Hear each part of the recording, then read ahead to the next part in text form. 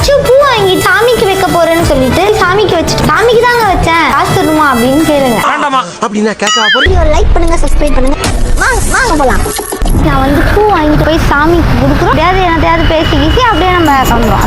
ரொம்ப ஈஸியா வாங்க போலாம். நம்ம இப்போ சாமி கும்பிடணும். என்ன கும்பிடணும்? என்ன கொடுமை. அதே சொல்லலாம். கரெக்டாக வச்சிருக்கேன். ஏதோ எனக்கு தெரிஞ்ச அளவுக்கு வச்சிருக்கேங்க. சாரி கைஸ், நான் வைக்க கத்துக்கிறேன்.